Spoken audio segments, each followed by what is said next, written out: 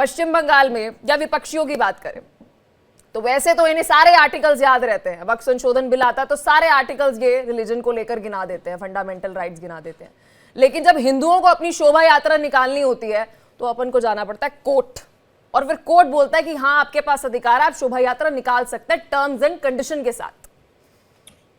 Good morning, Ram Ram, और सबको, आपके सभी दर्शकों को रामनवमी की बहुत बहुत शुभकामनाएं। देखिए, ऐसा है कि बड़ा दुर्भाग्यपूर्ण हो जाता है कि इस देश में, जिसको हम हिंदुस्तान बोलते हैं, हिंदुओं का जो देश है और जिसको कहते हैं हम सेकुलर देश है, उस देश में हमें अपनी पूजा करने के लिए, अपनी पूजा पद्धति को पालन करने के लिए, अपनी रथ यात्रा निकालने के लिए हमें कोर्ट का सहारा लेना पड़ता है। देख लीजिए, इसी देश में देखिए, सभी लोग बोलते हैं सबको रहने का अधिकार है, सबका कॉन्स्टिट्यूशन राइट है, लेकिन लगता है हिंदुओं का कॉन्स्टिट्यूशन राइट पे कोई भी बोलने को तैयार नहीं, क्योंकि हिंदुओं का कोई कॉन्स्टिट्यूशन राइट नहीं। हमें लगता है द्वंद्व दर्जे के नागरिक हो चुके हैं।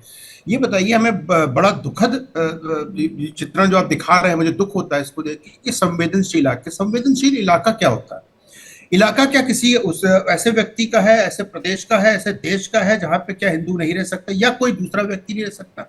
वो संवेदनशील इलाका जिसको बोला जाता है, जहां पे पुलिस की तैनाती की गई है, फ्लैग मार्च किया गया है, क्या वो हिंदुस्तान का पार्ट नहीं है? क्या वो वहां पे कॉन्स्टिट्यूशन ऑफ इंडिया अप्लीकेबल नहीं होता? वहां पे कुछ और कॉन्स्टिट्यूशन अप्लीकेबल होता है? ये बड़ा एक नया टाइप का एक चीज है कि मुस्लिम इलाका है, वहां से आप जा नहीं सकते, वहां से आप जुलूस नहीं निकाल सकते, वहां की रोडों के सामने अगर किसी धर्म विशेष का कोई पूजा स्थल है, वहां पे हम अपना जय श्री राम नहीं बोल सकते, जय श्री कृष्ण नहीं बोल सकते। कैसे, किस देश में रह रहे हैं?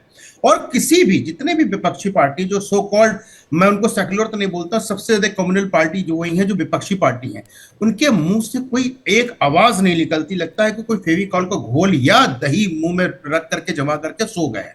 ये बताइए कि आज रामनवमी है, हमें कोर्ट में क्यों जाना पड़ रहा है? कोर्ट कौन होता है?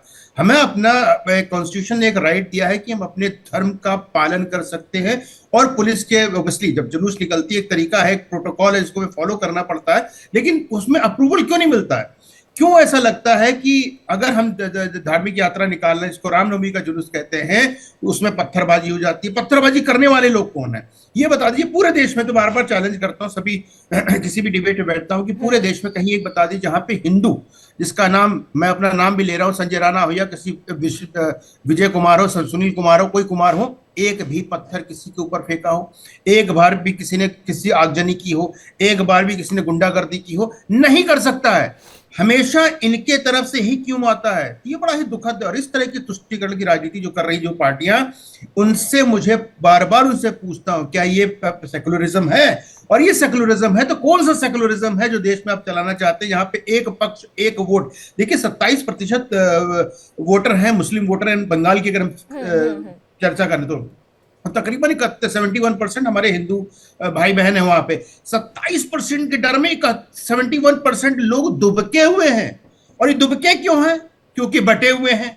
और जब आप बटे रहेंगे तो कटने की पूरी तैयारी है, और कटते ही रहेंगे। ये लोग भूल जाते यही बंगाल है जहां से चालू हुआ था दंगा आजादी के पहले से, और यही बंगाल है जहां पे ये हाल है। फिर भी हिंदू बटा हुआ है। वो गैस के प्राइस पूछ रहा है, वो पेट्रोल के प्राइस पूछ रहा है, वो आटे का प्राइस पूछ रहा है, और एक दूसरा समुदाय है एक तरफा 27% है। उसका एक मकसद है, एक ऑब्जेक्टिव है, एक तरीका है इस देश में, इस प्रदेश में। संजय राणा जी, ऐसा तो नहीं है कि हम कहें कि पश्चिम बंगाल में रामनवमी के अवसर पर हम देखें कि हिंसा हो। दिल्ली में भी हुई है। दिल्ली में भी अगर हम देखते हैं, आपको भी पता है लॉ एंड ऑर्डर किसकी जिम्मेदारी है। अब तो यहाँ पर बीजेपी की सरकार है, लेकिन बीजेपी की जिम्मेदारी है ना लॉ एंड ऑर्डर की। दिल्ली से लेकर उत्तर प्रदेश की अगर मैं बात करूं तो हर जगह हम तस्वीर देखते हैं कि हिंसा तो होती है। ये पश्चिम बंगाल की बात नहीं है, पूरे देश की ले लेते हैं। हम कहते हैं दिल्ली ले लीजिए, उत्तर प्रदेश लीजिए, मध्य प्रदेश लीजिए, गुजरात लीजिए, राजस्थान लीजिए, लेकिन ये दंगाई है कौन? ये पत्थरबाज है कौन? ये बताइए। रामनवमी का एक जुलूस जा रहा है, मान लीजिए मुहर्रम का एक जुलूस जा रहा है, किसी ने पत्थर फेंका मुहर्रम के जुलूस पे? नहीं फेंका ना, हमने तो नहीं सुना किसी ने पत्थर फेंकते हुए मुहर्रम के जुलूस पे।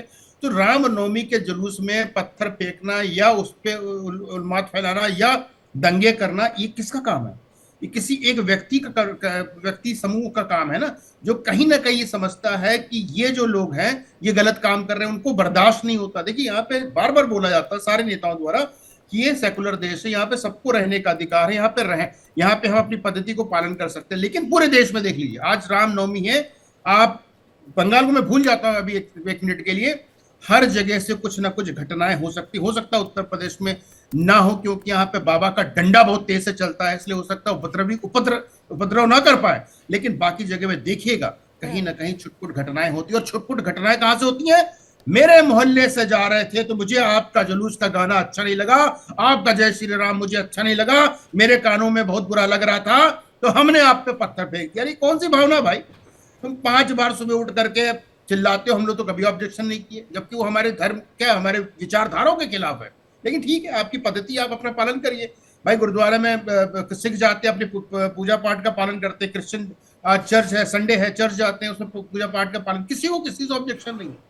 लेकिन हमें लगता है किसी एक वर्ष विशेष को कहीं ना कहीं किसी एक वर्ष विशेष से प्रॉब्लम हो जाती है। और ये प्रॉब्लम होती क्यों है? कि उनकी सोच, उनके पीछे देखिए, मैं एक और एग्जांपल देता हूं। अभी वक्फ बोर्ड का अमेंडमेंट बिल पास हुआ, उसमें से तकरीबन 338 जो थे विपक्ष में वोट पड़े हैं, 208 हिंदू हैं, वो मुसलमान नहीं हैं।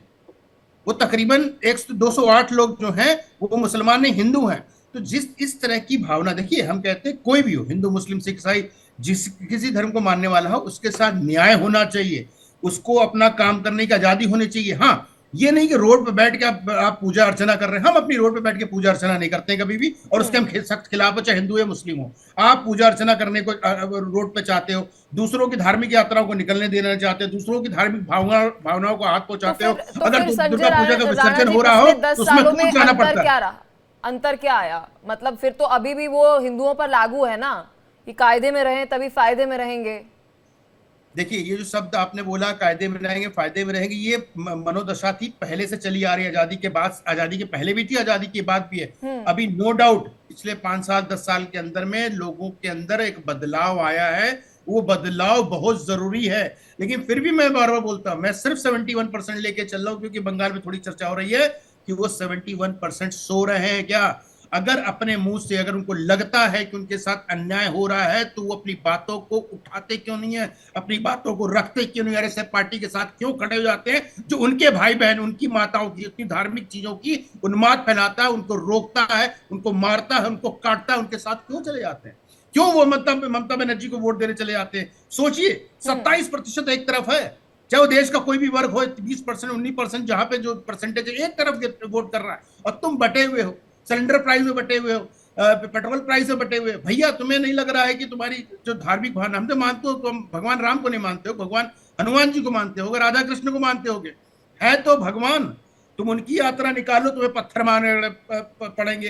तुम मस्जिद के सामने से जय श्री राम बोल के देखो, तुमको मार दिया जाएगा, वहां से पत्थर फेंक दिए जाएंगे।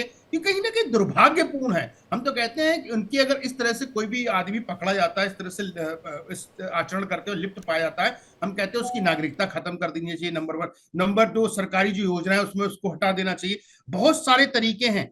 देखिए, आपको चाहिए कि मैं सरिया का पालन करूं, लेकिन जब जो जो क्रिमिनल लॉ होता है वो आपको इंडियन कॉन्स्टिट्यूशन का चाहिए। तो कॉन्स्टिट्यूशन का पालन कौन कर रहा है या कौन नहीं कर रहा है? आपने देखा होगा कि वक्फ बोर्ड पे पार्लियामेंट में एक लॉ बन गया, कई लोग उसको पालन नहीं करना चाहते, बोलते हैं इसका पालन नहीं करेंगे। और कई राजनीतिक पार्टी विरोध में, वोट बैंक के चक्कर में आपने देखा होगा कि बोल रहे हैं कि मैं इसको तो फाड़ के फेंक दूंगा।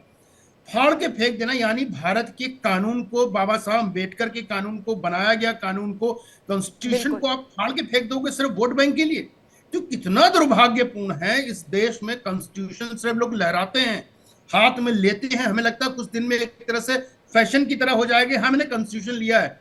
कि उस जो आदमी कॉन्स्टिट्यूशन की बुक ले रहा है, कितने भी विपक्षी नेताओं से बात करना चाहता हूं कि भैया कितने पेज है उसमें, कितने पेजों में क्या लिखा, आर्टिकल क्या है, कम से कम पढ़ तो लो।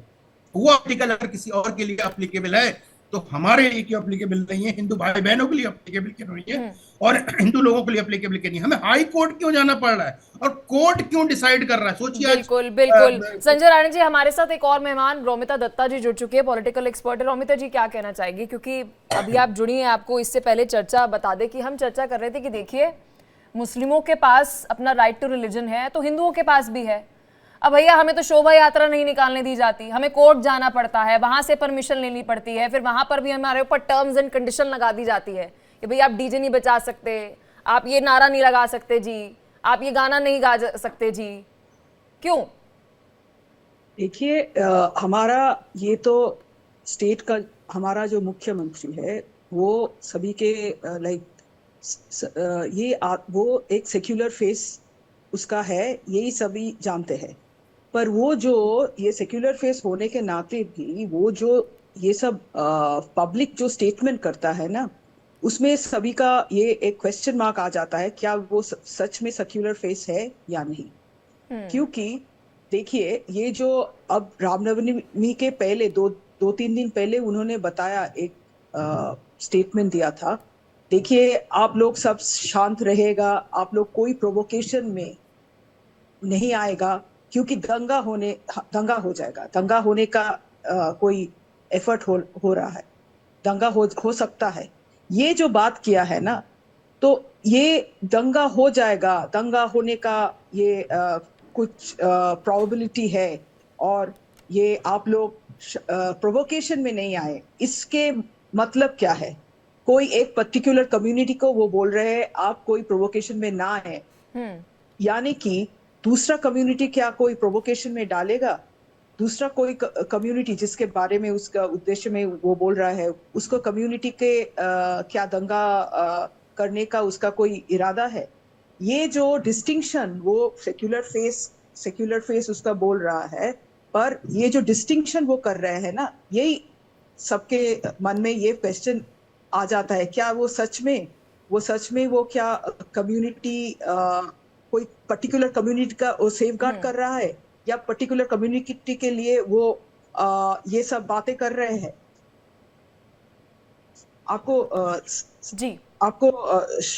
ये क्या हम समझ पाए क्या? बिल्कुल बिल्कुल, मैं आपकी बात बिल्कुल समझ रही हूँ, और आपने बेहद महत्वपूर्ण बात बोली। 2023 में हमको पता है, वो रामनवमी के पहले वो तब एक धरना मंच किया था, वो पश्चिम बंगाल के वो जो 100 डेज वर्क के लिए वो जो मुद्दा था ना, 100 डेज वर्क का वेजेस नहीं पा रहा था, वो फंड फ्रीज कर दिया गया है सेंटर से, इसके ऊपर विषय पर वो एक धरना मंच किया था, और उसका धरना मंच से वो पब्लिकली बोला था बहुत बार, ये हमको इंटेलिजेंस हमको लगता है वो दंगा होगा, ये इतना बार वो बोला, हम लोग सब चौंक गए, क्योंकि एक हम लोग जब अखबार में, हम लोग जब पत्रकार के शुरुआत वी स्टार्टेड ऑफ इनिशियली, तब वी वर टोल्ड ये दंगा वर्ड मत कभी भी हमारा राइट अप में यूज नहीं करना चाहिए, और तब भी हम कम्युनिटी क्लैश करते थे, कम्युनिटी क्लैश होता था, ये ऐसा लिखते थे, दंगा का वर्ड यूज करना ही तब हम लोग के लिए एकदम प्रोहिबिटेड थे। We could not use the word riot in our writings also. तो फिर एक मुख्यमंत्री के मुंह में वो दंगा इतना बार हम लोग 2023 के रामनवमी के पहले वो सुना था, हम लोग को तो चौंक गए, ये क्या कर रहे हैं, ये तो दंगा बोल के क्या उसका क्या प्रोवोक कर रहा है। तो यही बात मुझे और सभी को ये आश्चर्य लग रहा है। विपक्षियों से जान लेते हैं बात। हमारे साथ समाजवादी पार्टी के प्रवक्ता जुड़े हैं, यश जी क्या कहना चाहेंगे? मैम बहुत सीनियर है, जर्नलिज्म में बहुत पुरानी है, उन्होंने एक एग्जाम्पल देकर बोला कि हमारी जर्नलिज्म में हमें सिखाया गया था कि रायट और दंगा वर्ड जो है आपको इस्तेमाल नहीं करना, और यहाँ तो अब एक ट्रेंड बन गया है, दंगा, स्पीच में दंगा ना हो तो भैया आपकी स्पीच फीकी है, और दंगा नहीं हो रहा है, फिर पहले से ही उसका वो वर्ड यूज करके आप मैनिफेस्ट कर रहे हैं ना, आप इंस्टिगेट कर रहे हैं। बोलिए यश जी। पलक जी, अगर वो राजनीतिक विश्लेषक की भूमिका में यहाँ बात कर रही हैं, सीनियर जर्नलिस्ट हैं, और वो इस बात को इंगित कर रही हैं कि दंगा और इस तरीके की बातें आ रही हैं, तो जर्नलिज्म में भी ये सारी बातें आ रही हैं। आज आप हेडलाइन करा करके ये दंगे की बात करते हैं, अगर इस्तेमाल नहीं करना तो जर्नलिज्म की लाइन किसने क्रॉस करी? अगर पॉलिटिकल लोगों ने लाइन क्रॉस करी तो जर्नलिज्म में भी लाइन क्रॉस की है। ये सबकी अपनी एक जिम्मेदारी है, किसी एक पक्ष की बात करके हम अपनी जिम्मेदारी से भाग नहीं सकते, दूर नहीं हो सकते। सबको मिलजुल करके हमारे देश की संस्कृति विरासत को संभालना है, भाईचारे को संभालना है। सर यहाँ पर आके ना ये पाठ मत पढ़ाइए, आज तक मुझे एक चैनल बता दीजिए, एक सेकंड सुनिए, एक चैनल बता दीजिए जिसने ये बात कही हो कि दंगा भड़केगा। कौन से चैनल ने आज तक बोला? अगर आप लोग दंगा करेंगे, अगर संभल में दंगा होगा, वहां पर आप इस तरीके से माहौल खराब करेंगे, तो हम क्या खबर तो चलाएंगे ना सर। बड़ा आसान होता है, जर्नलिस्ट को आप बोल देते हैं आपने जर्नलिज्म ऐसे कर दीजिए, आपने बदलाव कर दिया। आप अगर दंगा भड़काएंगे तो हमें खबर तो चलानी पड़ेगी ना। कोई जर्नलिस्ट नहीं बोलता, कोई चैनल नहीं बोलता कि दंगा भड़क जाएगा जी। आपने मैम की बात नहीं सुनी, वो कह रही हैं कि यहां पर नेताओं की स्पीच में होता है जी दंगा भड़केगा, दंगा भड़केगा। हिंदू मुस्लिम दंगा नहीं करना चाहते, आप बोल बोल के उनसे करवा देते हैं। बोलिए अब।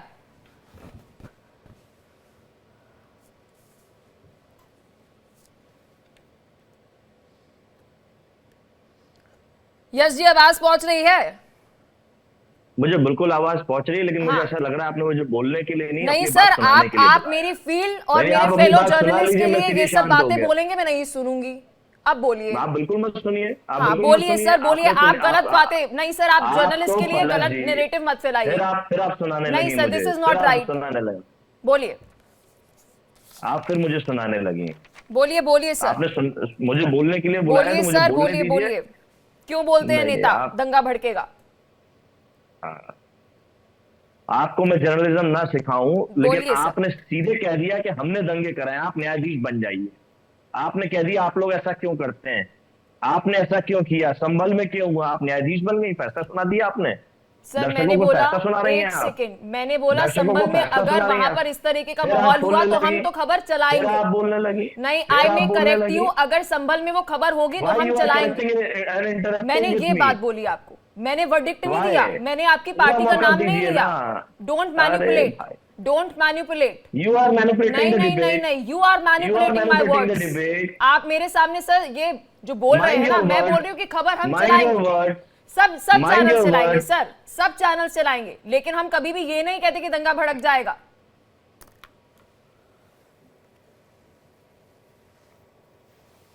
संजय राणा जी, सर आपका कमेंट में जाऊंगी।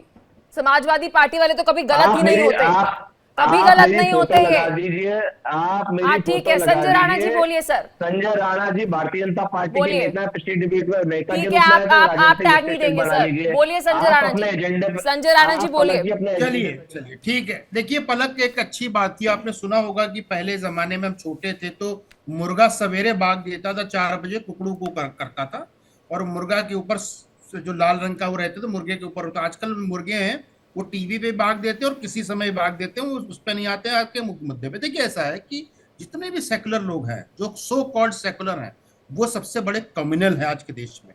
आप ये बताइए, जो पत्रकार महोदय ने क्या गलत बोला? उन्होंने बोला कि भाई जब नेता इंस्टिगेट करेगा, प्रोवोक अंदर करेगा बैठा तो के चीजें रखे हैं। होंगी, वो और आप होंगी। हमसे कह रही लेकिन हैं, उन्होंने हमसे क्या बोला? सवाल पूछ रही हैं। पत्रकार ऐसे करते हैं, फलाने ये ऐसे झूठा करते हैं। आदमी जो ये भाजपा का बताइए, नेता है, आप जिस इसे राजनीतिक पार्टी को, स्टेटस बना के जिस बैठे पार्टी हो, का हैं? सिर्फ एक ये एजेंडा हो, इसके किसी तरह चश्मे में केवल मुसलमानों के नफरत लिए दिखती है अपनी इसको। जान दे दे, जिस पार्टी का झूठे लोगों एजेंडा को हो, बैठाते जो हैं। अपने माँ बाप, अपनी आप- पूर्वज, आप- अपने कृष्ण भगवान और आप अपने लोगों को, झूठे लोगों को संस्कृति बैठाते हैं कि बर्बाद है, भाजपा का उस नेता पार्टी इसको से हम क्या राजनीतिक चर्चा कर विश्लेषक सकते के हैं रूप में और उनसे बैठाए क्या हैं, उम्मीद इसको कर सकते भेड़िए हैं? की इनसे उम्मीद, हाल- संसद में प्रश्नकाल हो रहा है, वक्फ बोर्ड अमेंडमेंट मिलता, लेकिन जो सो कॉल्ड विद्वान नेता है, जिनको बुद्धिमत्ता की कमी है, वो क्या बोल रहे हैं? कुंभ में ऐसा हो गया जी, अरे अयोध्या में ऐसे हो गया जी। इस व्यक्ति के, इस पार्टी के, इस नेतृत्व के वाले नेता को यह नहीं पता किस पे चर्चा करनी चाहिए। आर्टिकल 14 का वायलेशन नहीं था क्या वो बोर्ड में? आर्टिकल 21 का वायलेशन नहीं था क्या वो बोर्ड में? आर्टिकल 25 का वायलेशन नहीं था क्या वो बोर्ड में? लेकिन नहीं, मुंह पर दही जमी है समाजवादियों के। समाजवादियों का काम एक ही है, अल्लाह अल्लाह अल्लाह अल्लाह काम करना। अरे प्रश्न है, पत्रकार ने प्रश्न पूछा, उसका जवाब दे दीजिए। नहीं, फलाने राजनीतिक विशेषज्ञ हो गए, फलाने पॉलिटिकल एनालिस्ट हो गए, या पत्रकार हो जाए, टीवी दंगा फैला रहा। अरे भाई दंगाई तो आप हो। 2013 के दंगे के मामले में समाजवादी पार्टी का कथन क्या था? किसी के ऊपर भी, किसी भी मुसलमान के ऊपर केस नहीं हुआ। नंबर 1, अखिलेश यादव जी 2012 में शपथ खाए थे, उसके बाद विद इन 4 मंथ, अरे सर सुन लो, मैं हमें बात नहीं करता हूँ, मैं चैलेंज कर रहा हूँ आपको टीवी पे, और गलत एक बात साबित कर देना, कोर्ट में आके देख लेंगे। सिंपल से 4 महीने बाद क्या बोले थे? किसी भी मुसलमान पे, किसी भी यादव को केस नहीं होना चाहिए। चेहरा क्या है? समाजवादियों से आप समाज की मत करिए। यह परिवारवादी पार्टी है, परिवार के लिए सोचती है। आपका नाम अगर यादव होगा और हुसैन होगा शर्म आती है इस सीरियस पार्टी में आलोड़ के तरक्की कर राजनीतिक सकते हैं। विश्लेषक की। इस पार्टी में किसी का भी भला नहीं हो सकता है और हिंदू समाज का भला हो ही नहीं सकता। जो पुत्र अपने पिता की इज्जत नहीं करता है वो दूसरों की इज्जत कैसे करेगा, वो अपनी समाज की कैसे इज्जत करेगा। समस्या ये है। संभल का प्रश्न आपने कैसे पलक जी पूछ समस्या दिया, ये नहीं है बिल्कुल नहीं भेड़िए, पूछना चाहिए। भेड़िए संभल समस्या नहीं है। इनके इनके पूर्वजों का नाम है, वहां पे इनके पूर्वज रहते हैं, उनको एकदम मातम छा जाता है। गोली चलाने वाले कौन थे ये बताइए, पाकिस्तान की कारतूस कहां से आ गई? अरे आई ना आपकी मान्यवर। तो मान्यवर फालतू वाली बातें ना करें, जो प्रश्न पूछा जाए उस पे। एक वेटरन हमारे यहाँ बैठी हुई पत्रकार, उन पे आपने आरोप लगा दिया। अरे आरोप लगाइए, तथ्यों के साथ लगाइए ना। क्या तथ्य है आपके पास? कोई तथ्य नहीं है। बोल सकते हैं क्यों भाई हमें कोर्ट पे क्यों जाना पड़ता है? रामनवमी क्या आपकी नहीं है एसजी? रामनवमी आपकी भी है, हमारी भी है, पलक जी की भी है और मैडम जो बैठी उनकी भी है। लेकिन रामनवमी में हमें जाना पड़ता है। मस्जिद के सामने से जाओ तो भैया पत्थर क्यों बजने लगते हैं? क्यों मस्जिद रोड पे बनी है तो क्या रोड पे हम नहीं चल सकते हैं? कौन सा कॉन्स्टिट्यूशन बोलता है मैं रोड पे नहीं चल सकता और जय श्री राम नहीं बोल सकते? लेकिन आपकी समस्या क्या है? एक पक्षी राजनीति करनी है और एक चश्मे से चीजों को देखना है। तो चश्मा बदल दीजिए मान्यवर। अगर आप चश्मा नहीं बदलेंगे तो देश आपको बदल देगा। संजय राणा जी, समय कम है, एक फाइनल कमेंट रोमिता जी मैं आपसे लेना चाहूंगी। मैम, क्या अभी हम ये मान ले कि सेक्युलरिज्म की सही डेफिनेशन जो है वो कई पार्टियों को नहीं पता है? देखिए, पता तो सभी का है, पर जो पॉलिटिकल गेम प्लान है, अगर ये कम्युनल, ये जो नैरेटिव है ना, ये कम्युनल कॉम्पिटिटिवनेस चल रहा है, ये नैरेटिव अगर चले तो क्या पोलराइजेशन होने से किसका फायदा होगा? एक तरफ हिंदू वोट, एक तरफ मुस्लिम वोट। ये 27% तो एकदम कंसोलिडेटेड है। जिसके पास जाता है उसी के पास, like they are very they vote as a consolidated block, एकदम एक तरफ। पर हिंदू वोट का ये कंसोलिडेशन तो ऑब्वियसली चाह रहे हैं ऑपोजिशन पार्टी बीजेपी, तो यहाँ चाह रहे हैं। पर ये हिंदू कंसोलिडेशन क्या पूरा होता है? क्या हो सकता है कभी? ये कभी हो नहीं सकता। हिंदू वोट, ये रामनवमी का ये जो सेलिब्रेशन हो रहा है, ये जो माहौल ये तैयार हुआ है, इसमें एक नारा भी आ रहा है बीजेपी लीडर से, हिंदू को यूनाइटेड होना चाहिए, हिंदू को कंसोलिडेटेड होना चाहिए। इस नारा से आपको तो ये निश्चितकरण हो जाता है वो क्या चाह रहे हैं। ये इसका एक बीजेपी का बंगाल में यही है, अगर हिंदू वोट कंसोलिडेटेड हो जाए या जितना तक कंसोलिडेशन हो सकेगा उसका फायदा होगा। क्योंकि 2019 में जी हिंदू वोट जिस तरफ की कंसोलिडेशन हुआ था, उसके वो बहुत सीट उसको मिला था लोकसभा में। तो ये कंसोलिडेशन की एकमात्र उपाय है बीजेपी के, ये उसकी तरफ ये जितना ठीक है। और वोट आ बहुत सके। देखिए, फेयर इनफ है ना। अब हिंदुओं को भी आंखों पर पट्टी नहीं बांधनी चाहिए, आंखें थोड़ी खोलनी चाहिए और देखना चाहिए कि समाज में और देश में क्या हो रहा है। बहुत शुक्रिया, आप तीनों ने अपना कीमती समय दिया। समय में इतनी इजाजत दे रहा है विस्तार से बात करें इस मुद्दे पर। राम राम आप तीनों को।